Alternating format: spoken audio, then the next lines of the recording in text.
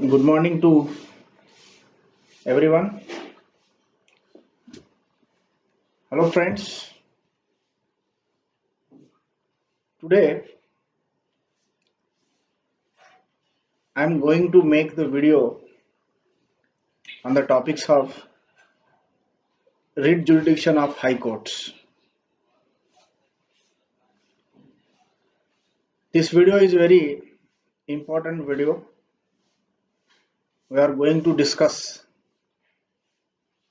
the subject which is very crucial subjects in every examination of the SET or NET.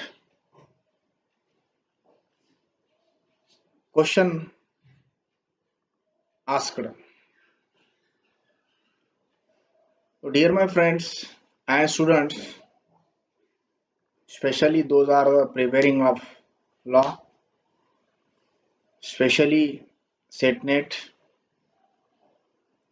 UPSC, MPSC, and other judiciary examination. Before going to in details, we have to see first introduction part of the writ jurisdiction of High Court in India. Under Article 226 Constitution of India, there are five type of the articles has been discussed, has been prescribed, and they are very crucial. In every examination of SET and NET, compulsorily asking the question on the writ of jurisdiction of High Court or Supreme Court. Always. आज तक मैंने ऐसा भी देखा है कि हर exam में set और नेट और जुडिशरी से रिलेटेड जो भी एग्जाम है, स्पेशली जेएमएफसी इन महाराष्ट्र, तो क्वेश्चन कंपल्सरीली आता है. तो मेरे हिसाब से ये जो टॉपिक है बहुत ही इम्पोर्टेंट टॉपिक है. तो चलो दोस्तों, हम चलते हैं मुख्य टॉपिक के तरफ. तो under article 226 of the constitution, writ jurisdiction of High Court, under Article 32, writ jurisdiction of Supreme Court has been discussed in details. One thing we have to know here that before the commencement of the Constitution, these writs were not available to the High Court, except there are three chartered High Court of Bombay, Calcutta, Madras alone were competent to issue the writ and to within the specified limits.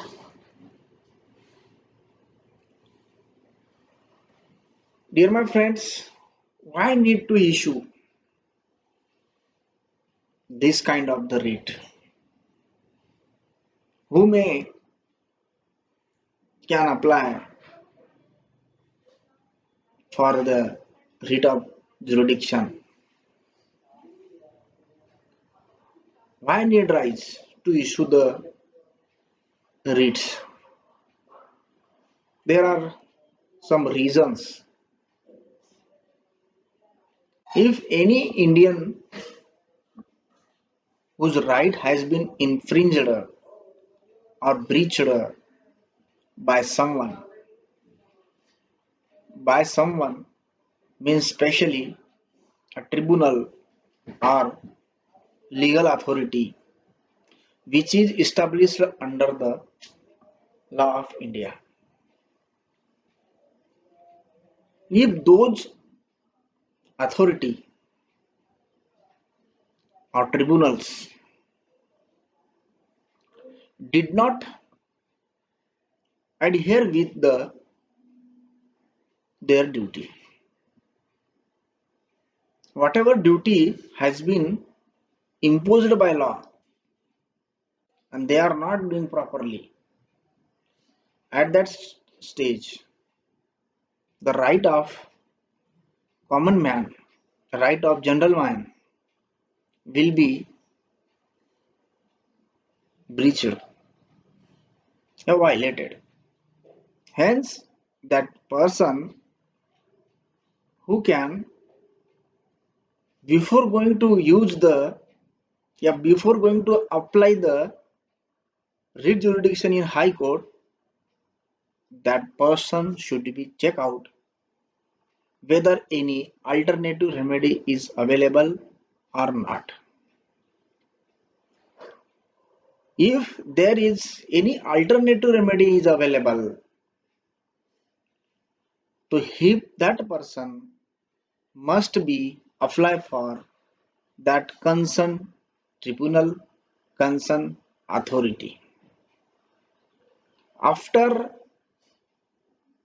not satisfied, after not satisfied, that person, that individual man, a human being, can approach to the High Court.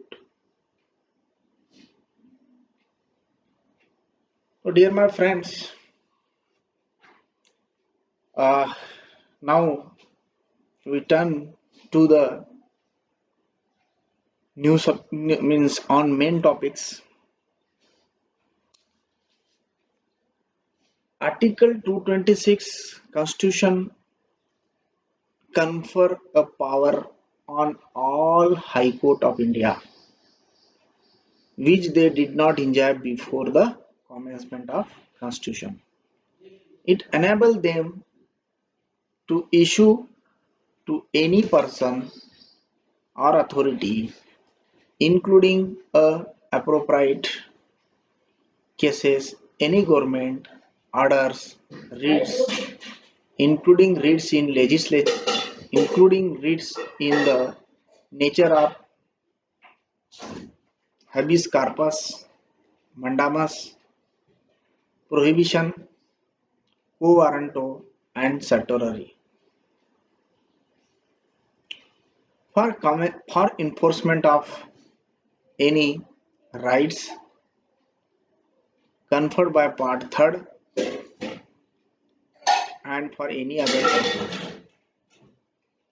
For the enforcement of any other legal rights, the power conferred on High Court under Article 226 Clause 1 can in a proper case be exercised even against the legislature. The five writs specially mentioned in Article 226 are known in English law as prerogative writs, for they had originated in the King's prerogative power of superintendence over the due observation of law by his officer and tribunals.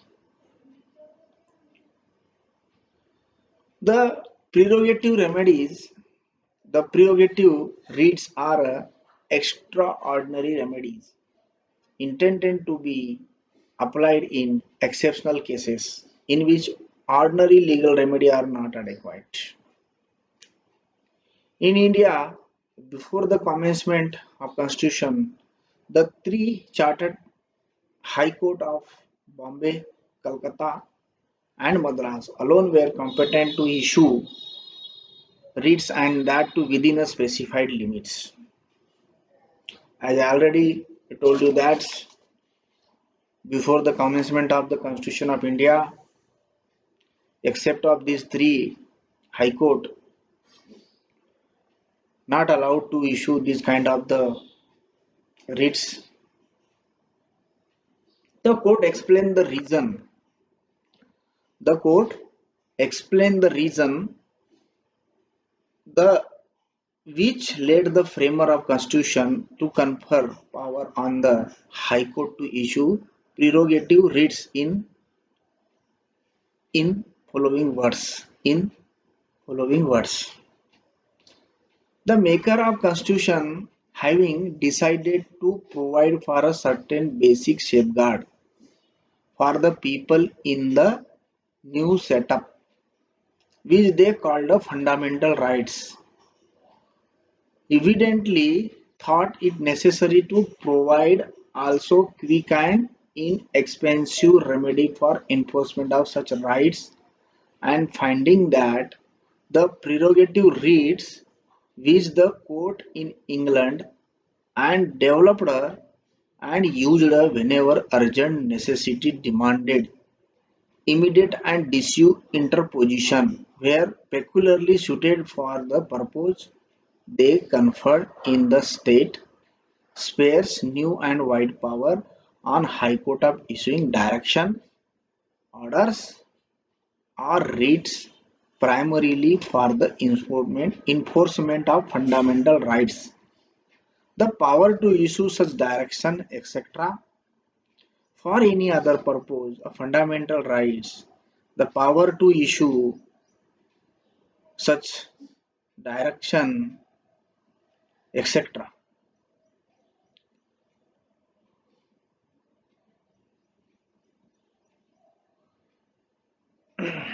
These writs are providing the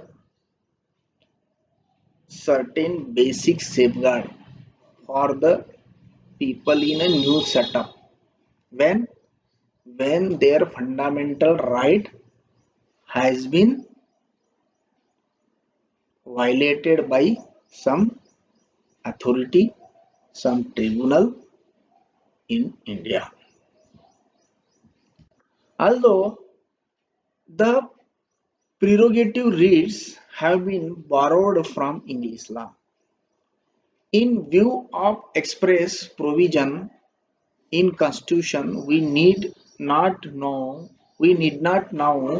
look back to early history or procedural technicalities of those writs in English law, nor feel the oppressed by any difference or change of opinion expressed in particular cases by English judge.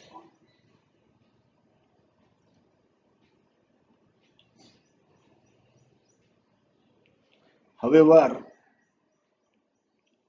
contractual obligations are not enforceable under Article 226.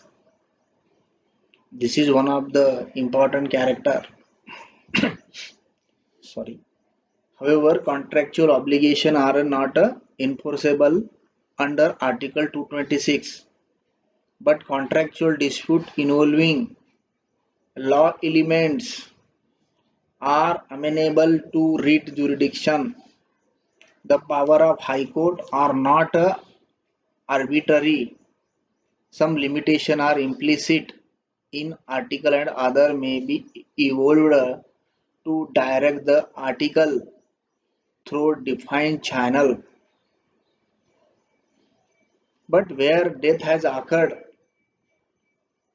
and occurs regularly because of non-observance of safety measures by states or statutory body, the High Court can award the appropriate compensation. Similarly, the High Court cannot order police investigation merely on the by.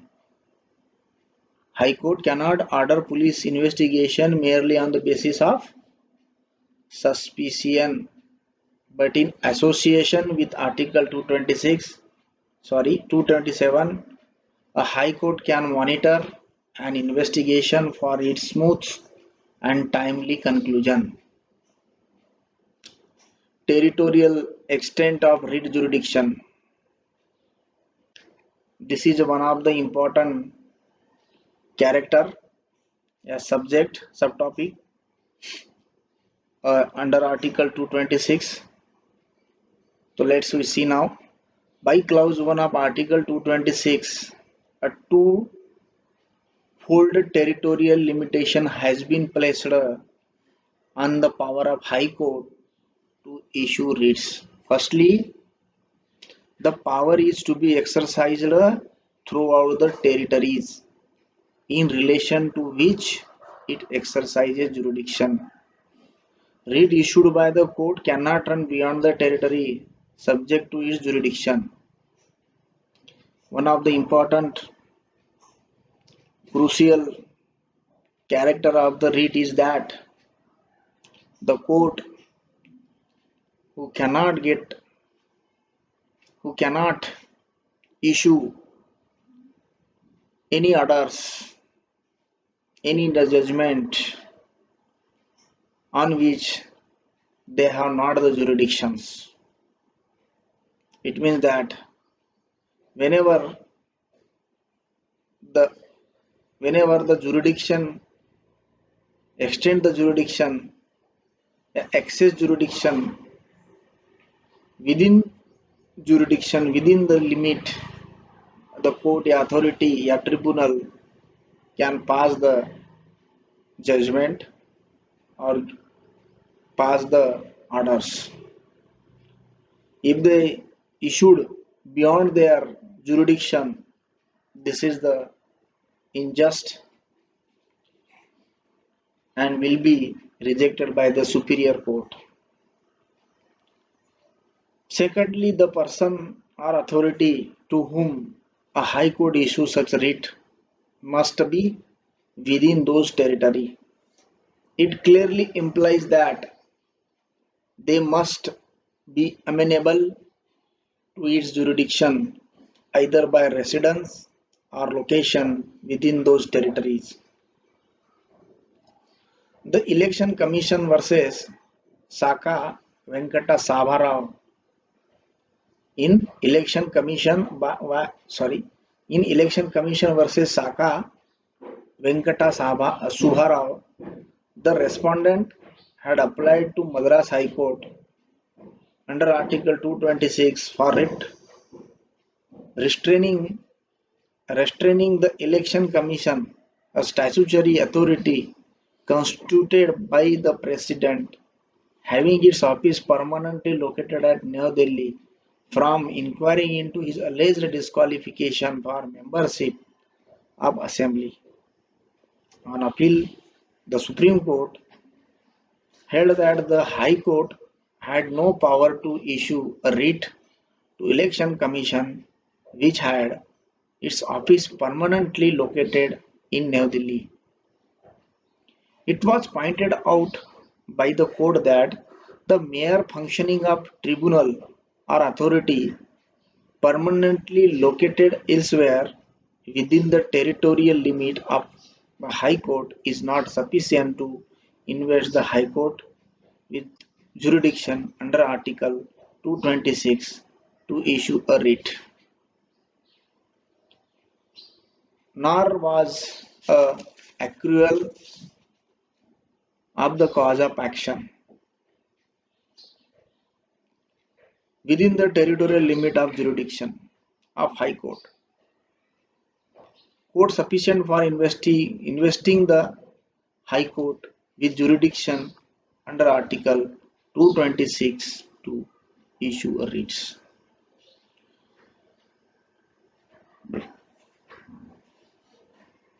Accordingly, no High Court other than Punjab High Court, which had the jurisdiction over Delhi, could issue a direction order writ to the central government because the seat of government of India was located in New Delhi. This caused a great hardship to various persons to proceed against the government of India.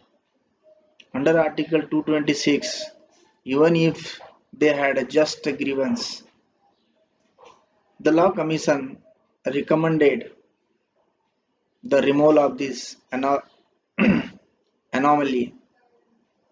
The 15th Amendment to the Constitution 1963 accordingly added Clause 2, which permit the High Court, within whose jurisdiction the cause of action in whole or in part arises, to issue direction, orders, or writs to any government or authority, notwithstanding that authority or government is located outside their territorial jurisdiction.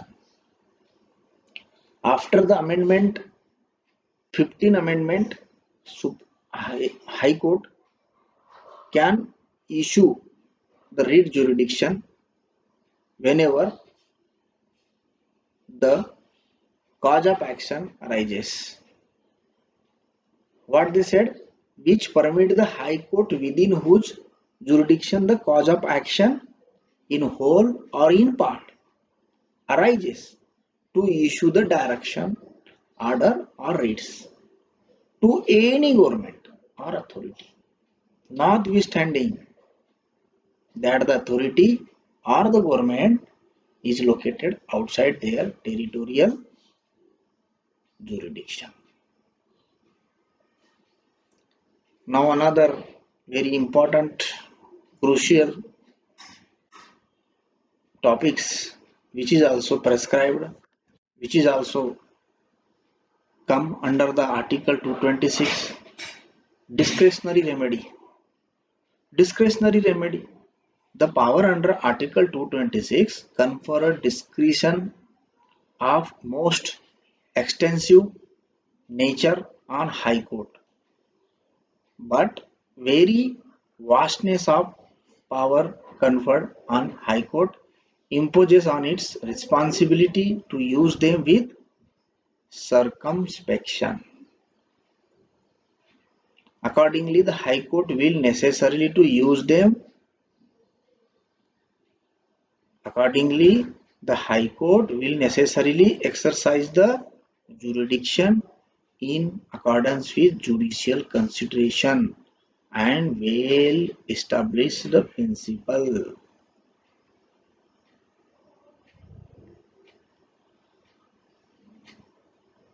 The High Court can, in exercise of his discretion, pass orders in terms of public interest and equity on a writ petition for direction for refund of enhanced rate of market fee paid by trader under mistake.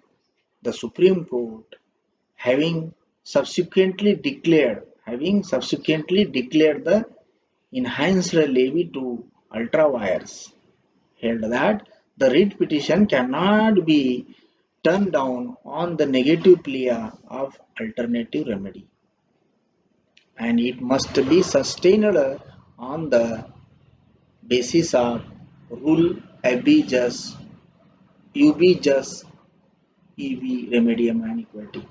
The court may, however, refuse to give any remedy if the petitioner seek to invoke its writs jurisdiction in order to secure dishonest advantage, perpetuate an unjust gain. In other words, discretionary power, a discretionary remedy under Article 226 are for doing justice and correcting injustice, and not the other way around. Supervisory power. The power under Article 226 is the supervisory power. In exercise of this power, the High Court does not act as a court of appeal. It only examines whether the challenged action is lawful. Even in respect of lawfulness, a distinction is drawn between illegalities committed within the jurisdiction and those affecting or exceeding the jurisdiction. It is only with respect to the latter that the law is quite clear and well settled. that the power under Article 226 shall be exercised. This is one of the fundamental. This on these topics, yeah, on this subject, yeah, on this point, the question will raise in the examination. What kind of question will raise? While issuing the writ petition, High Court High Court act as a court of appeal. Is it true or wrong to you, or what will tell? Here is the High Court does not act as a court of appeal. It only examines whether the challenged action is lawful or unlawful. As regard the former errors apparent on face of the record are clearly subject to supervisory power of High Court. Under Article 226, position with respect to other error of law is not so clear.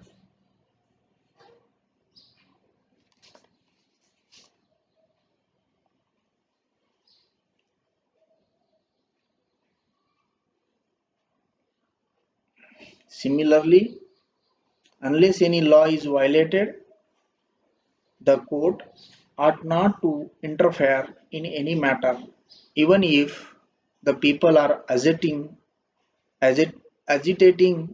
against it. Principle for exercise of jurisdiction.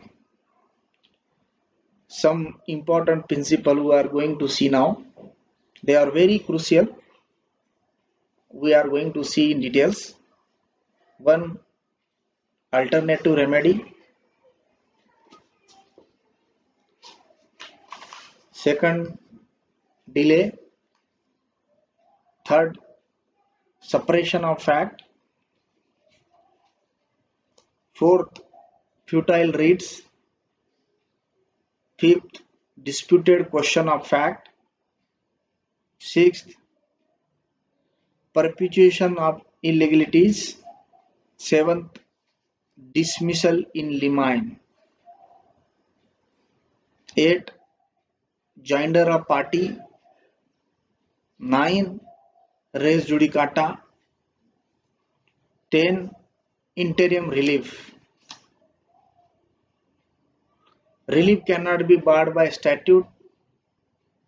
Writ against the legislature, who may apply. All these subtopic also very important, and which we are going to see in shortly. Alternative remedy. What? The remedy in Article 226 is a discretionary remedy. And the High Court has always the discretion to refuse the grant of any writ if it is satisfied that the aggrieved party can have an adequate remedy elsewhere. In introduction, I already told what if alternative remedy is available, even though you are going to High Court and applying for writ jurisdiction or writ petition, your writ petition will be rejected on ground of availability of alternative remedy. It means that before going to apply for High Court, in High Court, we have to check out whether any alternative remedy available. Any suitable alternative remedy is available, so we have to use them, opt them first. After that, only we can go to the High Courts. The remedy under Article 226 should not be permitted to utilize as a substitute for ordinary remedy. All the High Court accordingly agree that writ or direction under Article 226 should ordinarily be not issued, where an equally efficient and adequate alternative remedy exists, unless there is an exceptional reason for dealing with the material matter under the writ jurisdiction.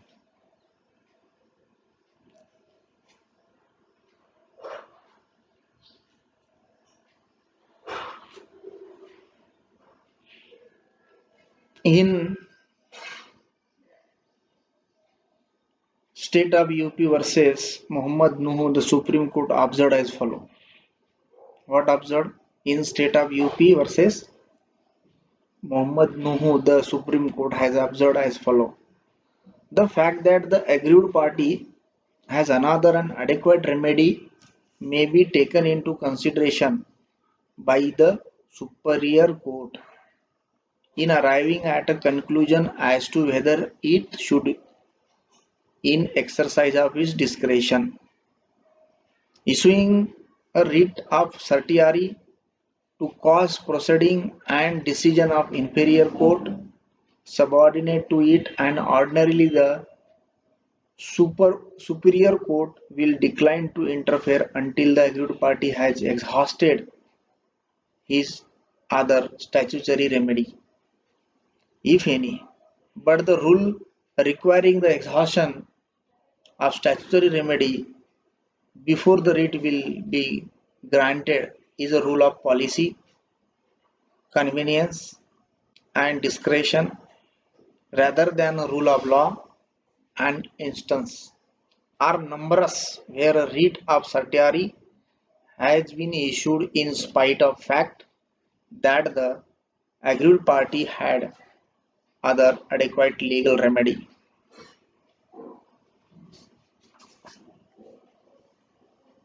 Delay. Second important subtopic is delay.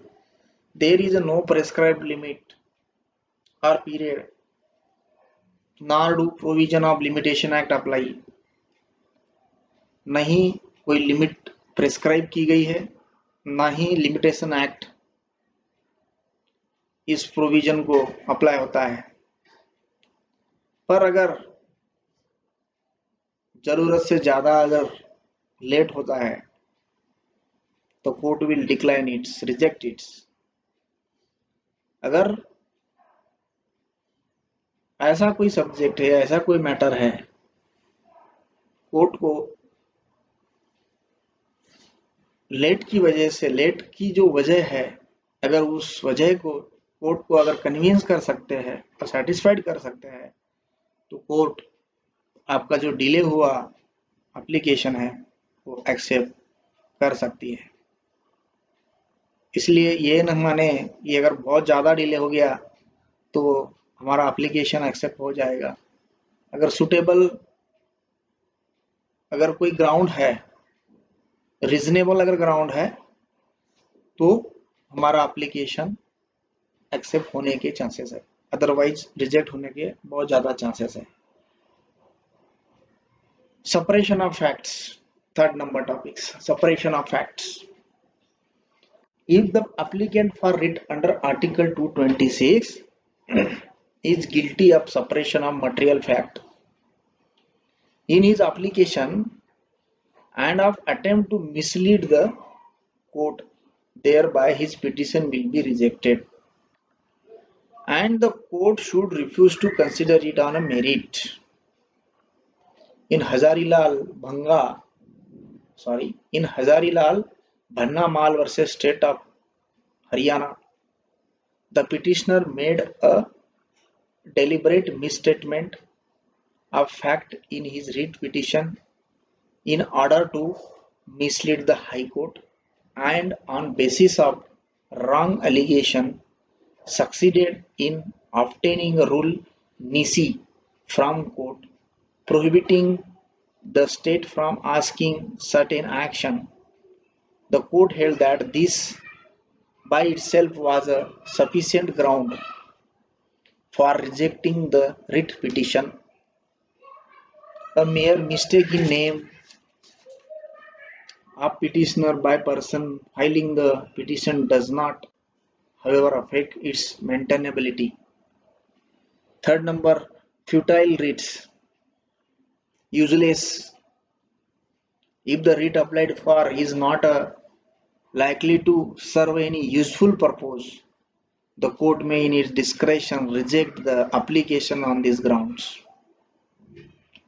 In Ram Pratap versus Revenue Minister, the applicant applied for writ of certiorari against the order of Revenue Minister of State, directing the collector to make a reference under Section 8 Land Acquisition Act 1894. The court held that though the Revenue Minister had no jurisdiction to make the impugn order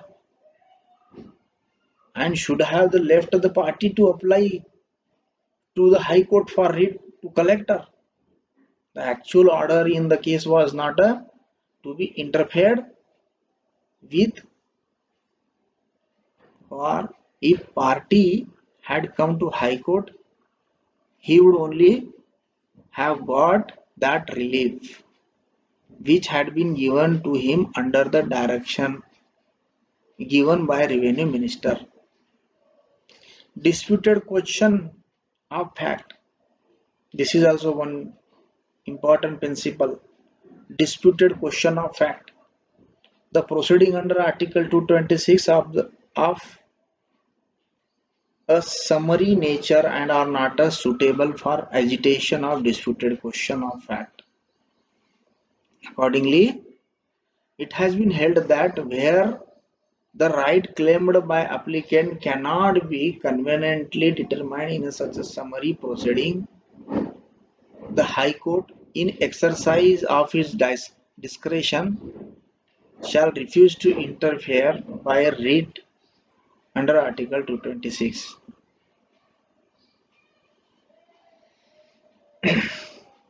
Perpetuation of illegalities. A writ under Article 226 will not be issued if the effect of doing so will to perpetuate illegal orders. Dismissal in limine. Under Article 226, High Court may decline to certain writ petition if it is found to be making a claim on ground of which are frivolous, reckless, vexatious, without substance, or prima facie unjust. This principle is also very important. Dismissal in limine cases, if frivolous, reckless, vexatious, without substance, prima facie unjust, this kind of petitions will be rejected immediately by courts. However, a writ petition should not be dismissal in a limine if an action of public authority is questioned on a ground of its being unlawful, high-handed, arbitrary, or unjust. It is quite possible that in given case a proper course for writ petitioner should be to seek relief by way of suit, but all these matter can be decided only after the petition has been admitted and heard. Joinder of party. This is also one of the important principle. Joinder of party. A petitioner, a petition under Article 226 ought not to be heard without making party the person to be enforced, the person to be enforced, the person to be affected by the decision of High Court. In case the number of such person is too large, they must be represented by the someone in representative capacity. Res judicata. The general principle of res judicata apply to writ petition filed under Article 32 or 226 of the Constitution, where the same question has been decided by High Court in petition under Article 226 and court come to conclusion that no relief can be granted to the petitioner, such decision operate as res judicata in subsequent petition for the same relief. The principle of constructive res judicata, a plea which could have been taken by party in proceeding between him and his opponent, if not taken at a proper time, would disentitle that party to take that plea against the same party in subsequent proceeding on same cause of action. The principle of res judicata is not applicable to petition for writ of habeas corpus under Article 32, although writ on same ground has been dismissed by High Court. Thus, a petitioner whose writ petition for habeas corpus has been rejected by High Court under Article 226 can file writ in Supreme Court on the same fact. It may, however, be emphasized that in the same High Court, successive application of habeas corpus cannot be filed. Interim relief. Interim relief in the exercise of their jurisdiction under Article 226, the High Court may, before the final disposal of petition, grant such interim relief or pass an interlocutory orders as they consider appropriate. The Supreme Court has generally discouraged and deprecated the practice of granting interim relief in CCE versus Dunlop India Ltd, setting aside the grant of interim order, restraining the excise authority from levy and collection of excise duty merely on furnishing bank guarantee by the respondent company.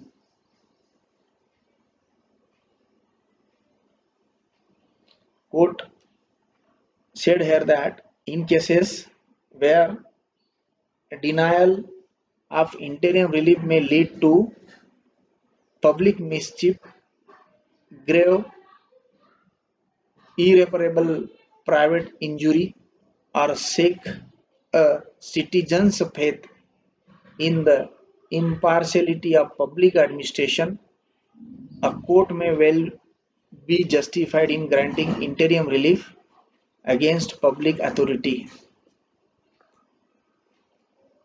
Ordinarily, the Supreme Court has held a stay of recovery of tax should be granted only in exceptional cases.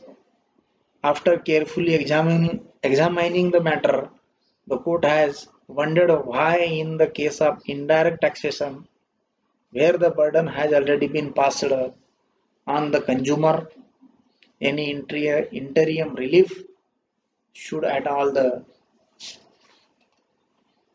given to manufacturer, dealer, and likes. Relief cannot be barred by statute. It once believed and held that the power conferred on High Court under Article 226 could not be taken away or abridged by any law other than amendment of Constitution. But now, even by amendment, power of judicial review cannot be taken away because judicial review is the basic feature of Constitution which is unamendable. Thus, to extend Article 323A and 323B excluded the jurisdiction of High Court were invalidated by the court. Writ against the legislature. It has been held that the jurisdiction under Article 226 can in a proper case be invoked against the legislature also. Thus, where a non-member is detained by order of legislature for contempt, he can move the High Court for a writ of habeas corpus against the legislature. Who may apply? This is one of the very last and important principle. Who may apply? Everyone know who can claim, who can file this petition in the High Court of India. Under Article 226 does not specify the person who can approach the court under it. But as is this article provide a public law remedy. Similarly to Article 32. Similar provision of locus standi apply to it as to Article 32. Ordinarily, a person whose legal rights or other legally protected interests are adversely affected should approach the court for relief. The petitioner need not wait till the actual infraction of his right. He can also approach the court against the imminent threat of such infraction. An accuser has no locus standi at a stage of investigation to question the matter in which the evidence is to be collected. Last but very crucial principle, who may apply? In common words, we can say that any person of India, they can apply for the writ of jurisdiction they can file the writ petition. But as you discussed,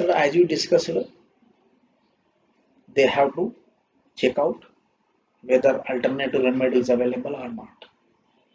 If alternative remedy is available, that person cannot file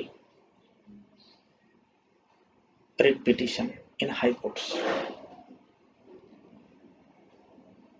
The existence of rights or interest being the foundation of exercise of jurisdiction is subject to certain exception. Firstly, an application for a habeas corpus, as we shall see below, may in certain circumstances be made by a relative or friend of the person under detention.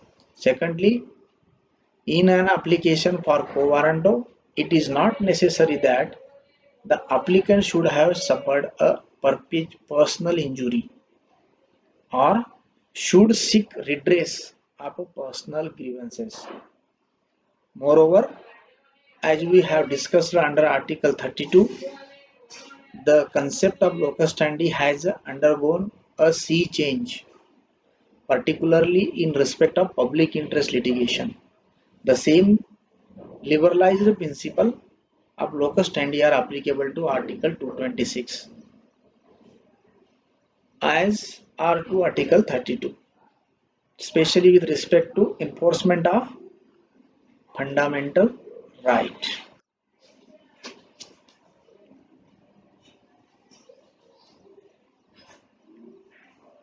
Dear my friends, I would like to stop here, and in my next video I will talk in details on the all five writ jurisdiction one by one.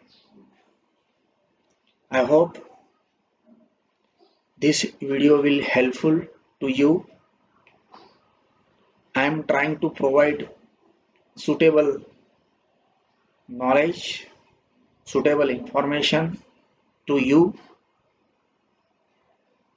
If you like this information, please like my video and subscribe. Okay, thanks to everyone.